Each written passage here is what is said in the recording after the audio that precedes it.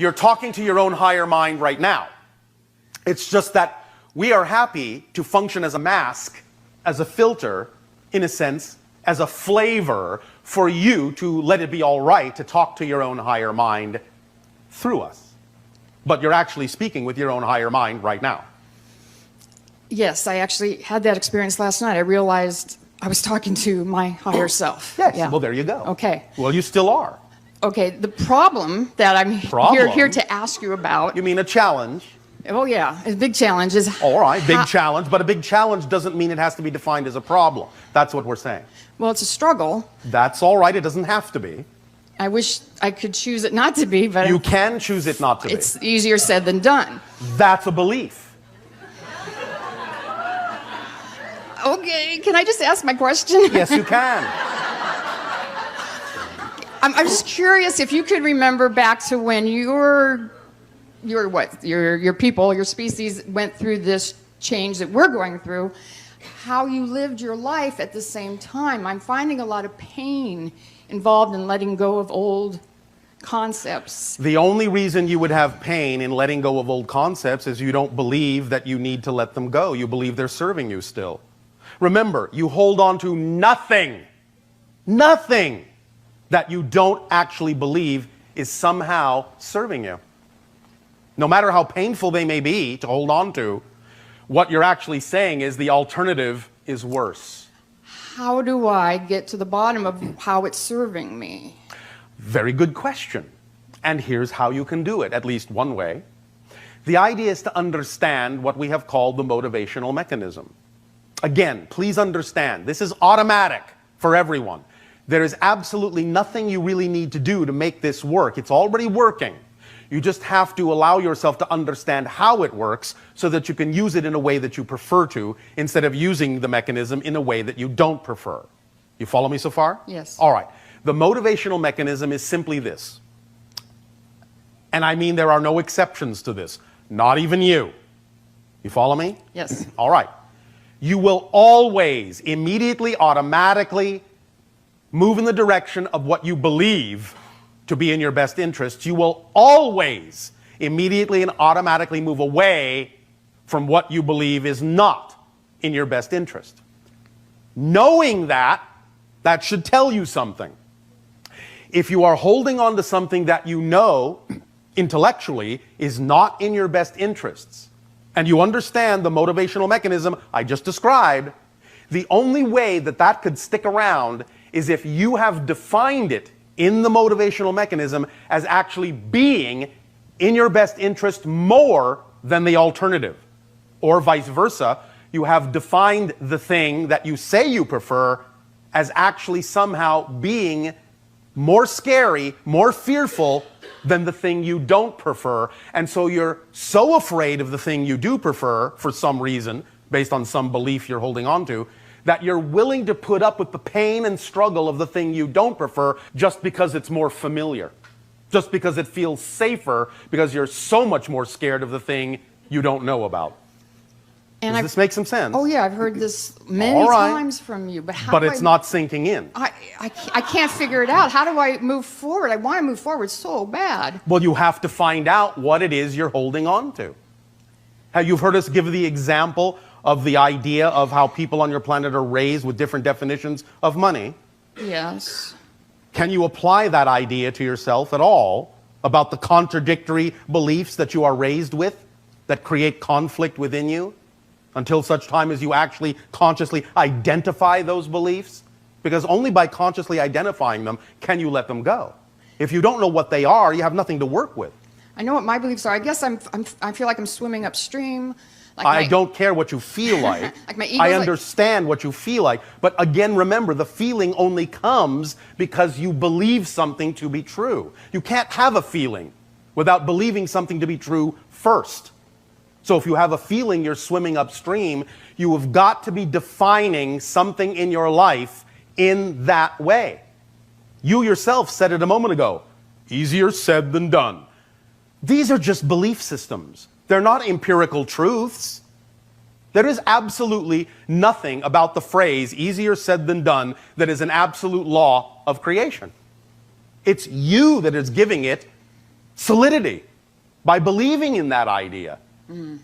You're the one giving it form. You're the one giving it shape for some reason. Find out what the reason is why you are buying into those kinds of limiting ideas that produce struggle, strife, pain. Remember, pain is resistance to the natural self. So what is it about being your true natural self? What is it about the thing you prefer to be that is so much scarier than what you're already holding on to that you don't prefer? What would be the worst, most terrifying thing you can imagine would happen if you actually let go of all of these fears and negative definitions and actually allowed yourself to be who you preferred to be? What would be the scariest thing that you imagine might happen if you did that? Yeah, I wouldn't know who I am anymore. Now, all right, very good. Yeah. Now, why would you assume that to be true? Because I define myself from my experiences and all the people around me. And if I move on to a whole different belief system, Yes. I'll kind of be out there by myself. Well, may I ask you a question? Yes, please. Haven't you ever moved from one belief system to another ever in your life? Yes. Well, was that a problem for you? Well, it was, but when I got there, I was okay. So what makes you think it's not going to be okay again? How many examples of doing that do you need before you get the point that it's always okay?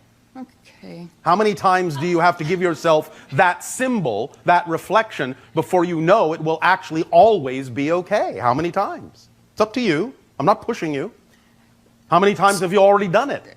Innumerable, and it's been very painful. So maybe I'm getting from you, if I just kind of let go with it, the pain will kind of go away too. It will not kind of go away. It will. It won't exist in the reality of the person that you actually prefer to be, because by definition, that person doesn't experience pain and struggle and resistance. Okay. You see, you have to watch your definitions.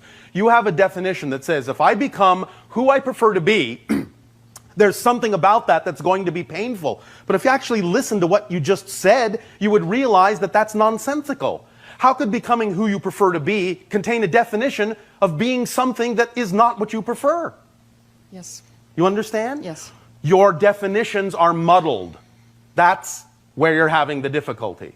You're not listening to the definitions you're actually using to define who it is you prefer. You're creating your own contradictory definitions about who that person is.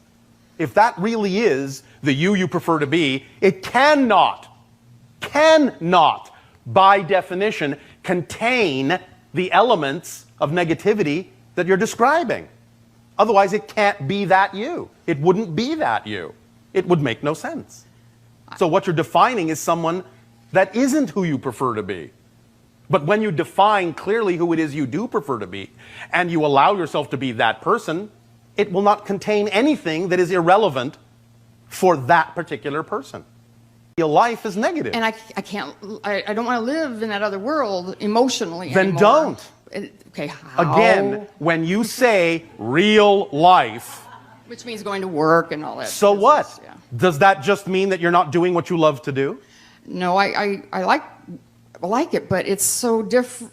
It has a different feel to it, you know? Then you're not doing what you love to do. I mean, I'm really happy that I go to work. I'm like, I like my job, but I just feel Do so you unhappy. do what you love to do or not? Yes I know you've or had this no? conversation a lot. Okay, I used to really love it then. Okay. Is there something else you would rather be doing? I'd like to be retired, yeah, and pursue this kind of life all the time where I'm just happy. Well, why not do that? That's the hard part, I guess. Okay. Why are you saying that's hard? You're the one making it harder. Yeah, you're right. There is nothing empirically true that what it is you prefer to do has to be hard in the way that you mean it. Yes, of course, there will always be some challenge. Yes, of course, you might have to actually take some actions and do things. But if it's truly a labor of love, it won't feel like a labor. It will be a joy. Okay. But Are you picking up on this? very much so. And I just got. Do you understand? When how, you say very much so, unless you actually exhibit the behavior that goes along with it, it's not very much so. Remember, action and knowing are synonymous. So if you're not actually acting like it, you don't know it yet. Do you have a small object, coin, pen, anything at all that you can put in your hand, piece of jewelry? Yes, I have one now. Put it on the floor. Did you do it? Yes. Pick it up. Did you do it? Yes. Action and knowing are synonymous. What you know you can do, you just do. You don't think about it. You didn't go, I believe I can pick it up. I think I can pick it up. I'm not sure. Might be hard to bend over and pick that up. Not necessarily as easy as it sounds, perhaps. Oh, let me think about all the different things that could happen between here and picking it up. You didn't do any of that. You just picked it up because you innately knew in every fiber of your being that you could. Action and knowing are synonymous. So when you say, oh yes, I get it, but you're not doing it, you don't get it. You don't know it yet. So when you act like you know it, you will know it.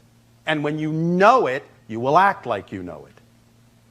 Is this making some sense? Perfect. I totally understand it. Can I just Do say you? one more thing? I do, but moving away from all the people I work with, my family, all my friends. So what?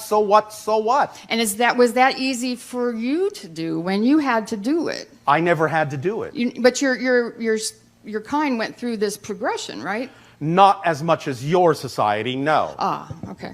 But we understand the concept and have incarnations in realities, such as yours, that do go through those things, which is what gives us the understanding of those concepts.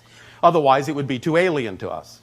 Nevertheless, the idea is that when we allow ourselves to know that everything is neutral and doesn't have built-in meaning, and we supply the meaning that we prefer, we always get the effect that we prefer regardless of what's going on around us. So when we know that the things and opportunities that are presented to us in our lives are always there, always, without exception there, for us to put a positive meaning into them and get a positive effect out of, because that's our choice, then we know that that's all we will experience. And therefore, what hesitation would we ever have to move forward when we know that everything we will ever do, no matter how challenging, will always only be experienced in a positive and joyful way, because that's our choice. And even this day, I mean, I knew I wasn't going to come here, and I woke up and I said, I have to go see Bashar because I'm going to get called. I'm going to get this opportunity. And well, I did. There you go. And it was like I wasn't even surprised, but no one who I know would understand that way of thinking. And I Do see you them understand this way of thinking? Do I know it? Now you can't say that anymore. I see everyone suffering around me, and I can't help them. So what? Just let them. You understand this very importantly. By staying in your fear, you're not helping them. By moving into your joy is the only way you can help them, because you're giving them an example to let them know they could choose to live in their joy too. But if you don't live in your joy, you never give them the chance to see that it can be done. Thank you. That really helps me.